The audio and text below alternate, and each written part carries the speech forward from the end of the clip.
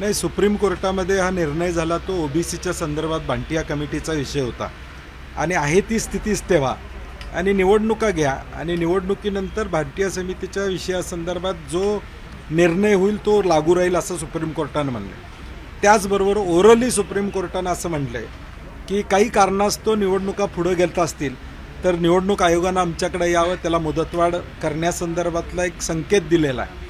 कारण की महाराष्ट्रामध्ये पावसाची परिस्थिती आपण सगळे जाणतो आहोत आणि एकावेळी महापालिका, नगरपालिका आणि जिल्हा परिषद या निवडणूक आयोग घेऊ शकतं का, हा एक साशंकता आम्हा पक्षांच्यामध्ये आहे. आणि म्हणून मला वाटतं शासनानं या संदर्भात काय भूमिका घेणार आहेत सुप्रीम कोर्टच्या ऑर्डरनंतर.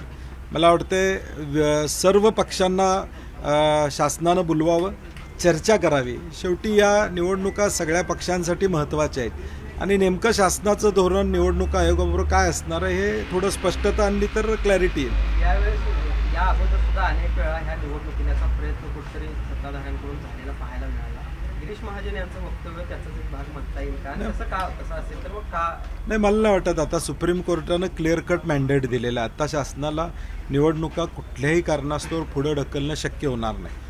ओबीसीच्या संदर्भातली याचिका होती, त्याच्या संदर्भात सुप्रीम कोर्टनं ऑब्झर्वेशन्स दिलेले आहेत. त्यामुळे मला वाटत नाही इच्छा असली त्यांची, कारण की एकूणच कारभार एवढा वाईट चाललेला आहे सत्ता आल्यापासून, त्यामुळं जनमत मिळेल का नाही ही शंका महायुतीला आहे. परंतु आता सुप्रीम कोर्टाच्या आदेशानं निवडणुका घ्याव्याच लागतात. खरं तर महाराष्ट्रामध्ये बघितलं की काँग्रेस हे एकत्र येणार अशा पद्धतीची चर्चा होती. आज देखील अजितदादा आणि शरद पवार एकाच व्यासपीठावर बसले होते, चर्चा देखील त्यांनी केली.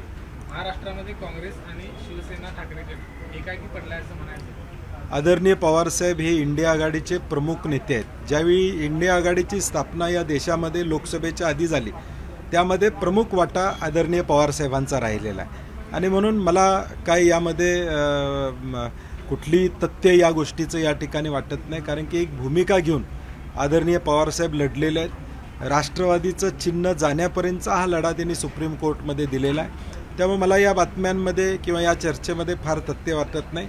राज्यामध्ये काँग्रेस असू दे, उद्धव ठाकरे साहेब असतील किंवा राष्ट्रवादी असेल, महाविकास आघाडी म्हणून आत्तापर्यंत आम्ही एकत्रितपणे काम केलेलं आहे आणि पुढं यात कुठली अडचण येईल असं मला तर काही वाटत नाही. आणि कार्यक्रमाचं म्हणलं तर अनेक सार्वजनिक कार्यक्रमात आम्ही सगळे एकत्र असतो, त्यामुळे सहकाराचा कार्यक्रम आणि राजकीय याचा कुठं संबंध जोडणं संयुक्तिक राहणार नाही. युद्धविराम झाल्यानंतरही शस्त्रसंधीचं उल्लंघन झालं, त्यावर बोलताना विजय वडेट्टीवार यांनी या सगळ्याच प्रक्रियेवर शंका व्यक्त केलेली आहे. दाल में कुछ काला आहे की अशा पद्धतीने प्रश्न त्यांनी शंका उपस्थित केली. नाही, आमचे नेते आदरणीय राहुलजींनी मोदी साहेबांना पत्र लिहून सांगितलेलं आहे की या सगळ्याची चर्चा होणं गरजेचं आहे. तुमची जी भूमिका आहे ती भूमिका पार्लमेंटच्या माध्यमातून देशामध्ये आली पाहिजे.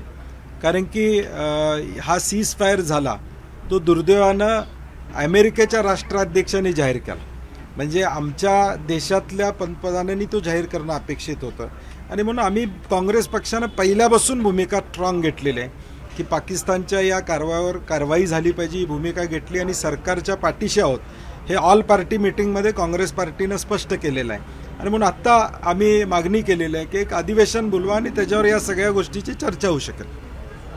शहराच्या आलमट्टी विरोधात आंदोलन करण्याच्या तयारीमध्ये काय आंदोलनाचं स्वरूप असणार आहे? 2013मध्ये कृष्णा लवादनं हा आलमट्टीची उंची वाढवायचा निर्णय या ठिकाणी दिला. 2013 ते 24पर्यंत कर्नाटकमध्ये असणाऱ्या वेगवेगळ्या सरकारनं जमीन अधिग्रहण केलं. जवळजवळ 25-30 हजार एकर जमीन त्यांनी अधिग्रहण केलेलं आहे. परंतु सांगली, सातारा आणि कोल्हापूर या तिन्ही जिल्ह्यांना याचा फटका बसणार आहे.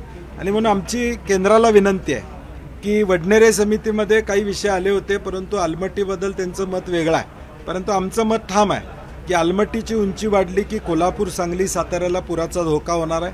आणि म्हणून आमची केंद्र शासनाला विनंती आहे, लवादानं जरी निर्णय दिला असला तरी नोटिफिकेशन काढणं हे केंद्राच्या हातात आहे. ते नोटिफिकेशन त्यांनी काढू नये अशी आमची अपेक्षा असणार आहे. मागच्या आठवड्यात 3 राज्यांची, तेलंगणा असेल, आंध्र असेल, महाराष्ट्र असेल, या 3 राज्यांची बैठक ही दिल्लीमध्ये संपन्न होणार होती, ती झालेली नाही. आणि म्हणून आमची राज्य शासनाला, महाराष्ट्राला विनंती आहे की तुम्ही स्ट्रॉंग भूमिका घ्या. तेलंगणा ज्या पद्धतीनं सुप्रीम कोर्टमध्ये गेलेलं आहे तिथं तुम्ही पार्टी व्हा आणि हे हाणून पाडण्याचं काम करावं अशी आमची विनंती असते. एका बाजूला कर्नाटककडून वकील आणि जलतज्ञांची फौज नाही, म्हणून आम्ही आमचं हे चक्काजाम जे 13 तारखेला आहे ते सर्वपक्षीय, काल 18 तारखेला तर काल धैर्यशील माने खासदार त्या ठिकाणी आले होते. सर्वपक्षीय लोकांना आम्ही विनंती केली आहे की शासनानं यामध्ये ठाम भूमिका घ्यावी. आमचा उद्देशच तो आहे की महाराष्ट्र शासनानं महाराष्ट्राच्या हिताची भूमिका घ्यावी. शहरात काँग्रेसच्या नगरसेवकांबद्दल काय फार ते महत्त्वाचं नाही.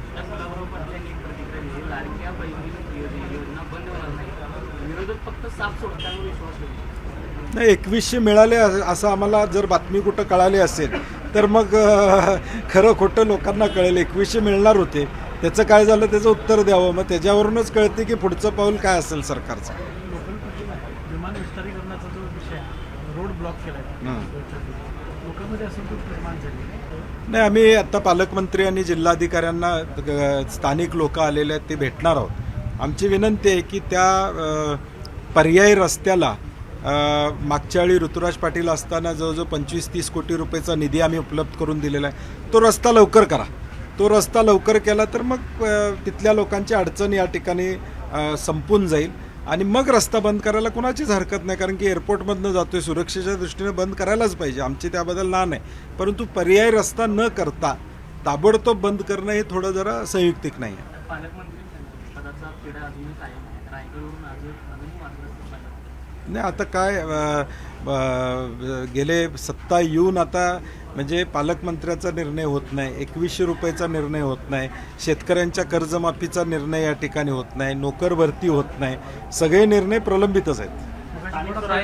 निवडणुकांमध्ये की 4 ते 5 लोकांनी जी फायरिंग केली ते नेमकं कुठं आहेत याचा शोध नाही, घेण्याऐवजी म्हणून आमची मागणी काँग्रेस पक्षाची एवढीच आहे की अधिवेशन घ्यावं आणि या सगळ्याची चर्चा केली तर पंतप्रधानांची भूमिका देखील त्या ठिकाणी समोर येईल. काँग्रेस म्हणून स्थानिक स्वराज्य संस्थेच्या निवडणुकीला कसे सामोरे जाणार? नाही, आम्ही कोल्हापूर म्हणून आम्ही फक्त विचार केला तर महाविकास आघाडी जिथं शक्य होईल तिथं आम्हीचा करण्याचा प्रयत्न प्रामुख्यानं त्या ठिकाणी असणार. तो लढा चालूच आहे आमचा. पालकमंत्री महोदय. एबीपी माझा, उघडा डोळे बघा नीट.